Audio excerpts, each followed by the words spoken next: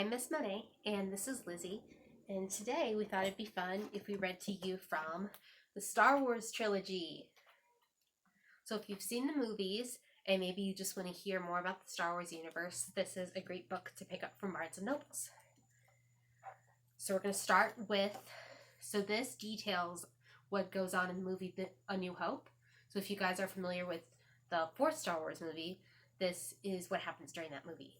So I thought I'd read the scene where Luke and Obi-Wan meet Han Solo and Chewbacca for the first time. So you might remember the scene from the movie.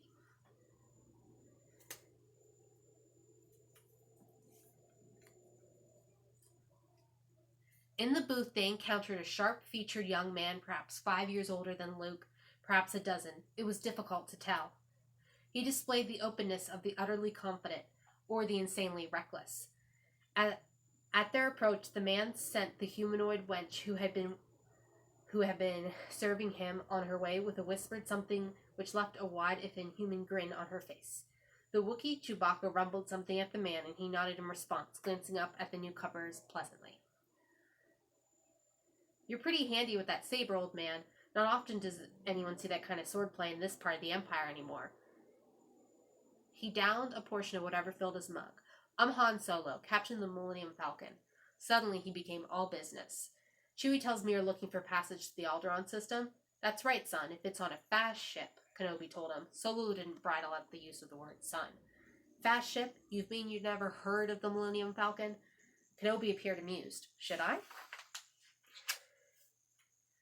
"It's the ship that made the Kessel Run in less than 12 standard time parts," Solo told him indignantly. "I've outrun Imperial starships and Corellian cruisers." "I think she's fast enough for you, old man." His outrage subsided rapidly. "What's your cargo?" "Only passengers. Myself, the boy, and 2 droids. No questions asked." "No questions." Solo regarded his mug, finally looked up. "Is it local trouble?" "Let's just say we'd like to avoid any Imperial entanglements," Kenobi replied easily. "These days that can be a real trick. It'll cost you a little extra." He did some mental figuring. "All in all, about 10,000 in advance," he added with a smile, "and no questions asked." Luke gaped at the pilot. 10,000? We could almost buy our own ship for that." Solo shrugged. "Maybe you could, and maybe you couldn't. In any case, could you fly it?" "You bet I could," Luke shot back, rising. "I'm not such a bad pilot myself. I don't—" Again, the firm hand on his arm. "We haven't that much with us," Kenobi explained, "but we could pay you 2,000 now, plus another 15 when we reach Alderaan." Solo leaned forward uncertainly. 15? You can really get your hands on that kind of money?" "I promise it, from the government on Alderaan itself.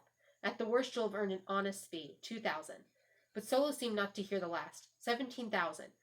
"All right, I'll chance it. You've got yourselves a ship. As for avoiding Imperial entanglements, you'd better on twist out of here, or even the Millennium Falcon won't be able to help you."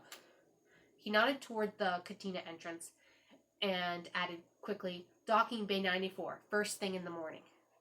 4 Imperial troopers, their eyes darting rapidly from table to booth to bar, had entered the cantina. There was muttering from among the crowd, but whenever the eyes of one of the heavily armed troopers went hunting for mutterers, the words died with sullen speed. Moving to the bar, the officer in charge asked the bartender a couple of brief questions.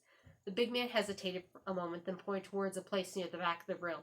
As he did so, his eyes widened slightly, though those of the officer were unreadable. The booth he was pointing to was empty.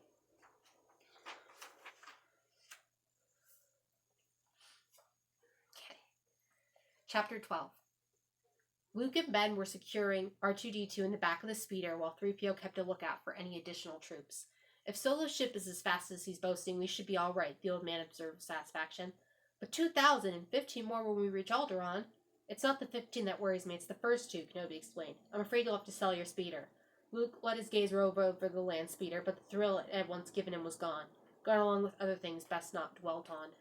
"It's all right," he assured Kenobi listlessly. "I don't think I'll need it again." From their vantage point in another booth, Solo and Chewbacca watched as the Imperials strode through the bar. 2 of them gave the Corellian a lingering gaze. Chewbacca growled once, and the 2 soldiers hurried their pace somewhat. Solo grinned, turning to his partner. "Chewie, this charter could save our necks. 17,000. He shook his head in amazement. "Those 2 must really be desperate. I wonder what they're wanted for." But I agreed. No questions.